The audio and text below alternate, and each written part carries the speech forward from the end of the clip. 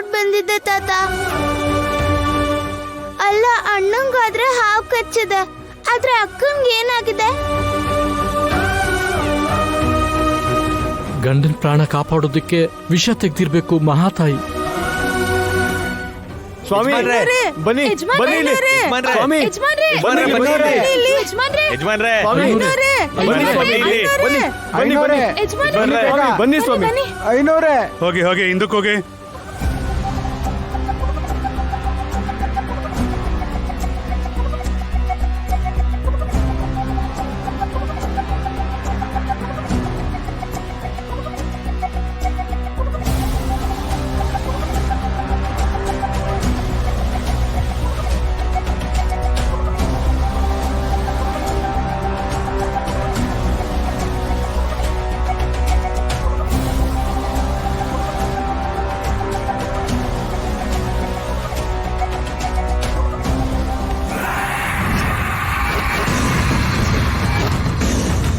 ಇವ್ರನ್ನ ಕರ್ಕೊಂಡು ಬಂದಲ್ಲಿ ಮಲಗಿಸಿ.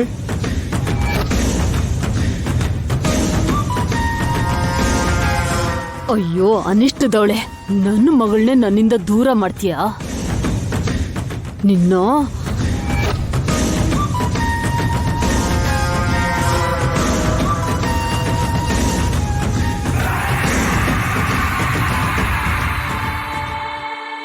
ವೈದ್ಯನ್ ಕರ್ಸಿದ್ರೆ ಇವರು ಇಬ್ರನ್ನು ಉಳಿಸ್ಕೊಳ್ಳೋ ಆಸೆ ಅನ್ಸುತ್ತೆ. ನಾಗ ಹೇಳಿದ ಪ್ರಕಾರ ಇಷ್ಟೊತ್ಕಾಗ್ಲೇ ಅವರಿಬ್ರು ಪ್ರಾಣ ಹೋಗಿರುತ್ತೆ. ವೈದ್ಯ ಬಂದ್ರು ಏನು ಮಾಡಕ್ಕಾಗಲ್ಲ, ಸುಮ್ಮನೆ ನೋಡ್ತಾ ಇರೋ.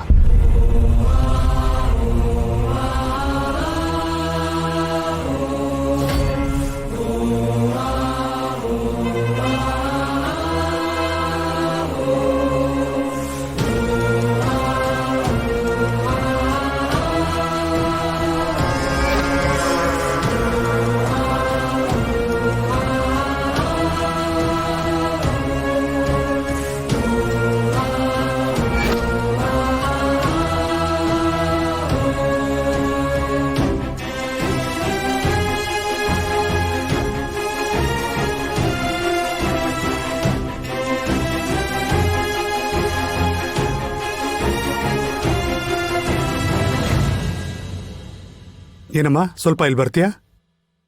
ಅವ್ರ ಬಾಯಿನ ಸ್ವಲ್ಪ ತೆಗೀರಿ.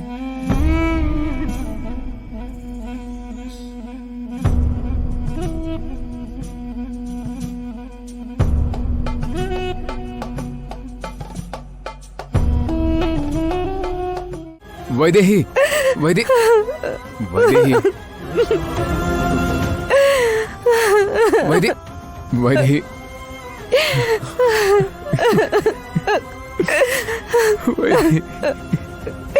ವೈದೇಹಿ ರಿಲ್ಯಾಕ್ಸ್ ರಿಲ್ಯಾಕ್ಸ್ ವೈದೇಹಿ, ಸಮಾಧಾನ ಮಾಡ್ಕೋ ವೈದೇಹಿ, ಸಮಾಧಾನ ಮಾಡ್ಕೋ ವೈದೇಹಿ.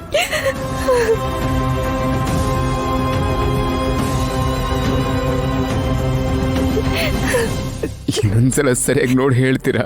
ನೋಡದ್ನಪ್ಪ, ಪ್ರಯೋಜನ ಇಲ್ಲ,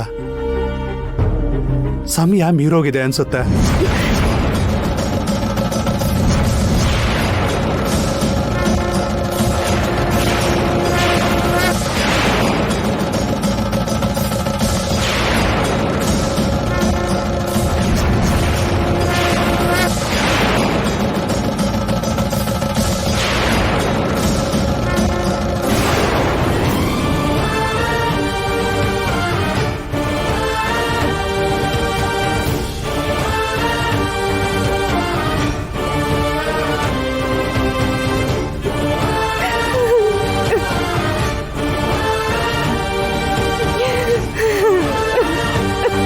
ಬಾಬಾ ಬಾಬಾ, ನಮ್ಮ ಮಗು ಬಾಬಾ, ನಮ್ಮ ಮಗು.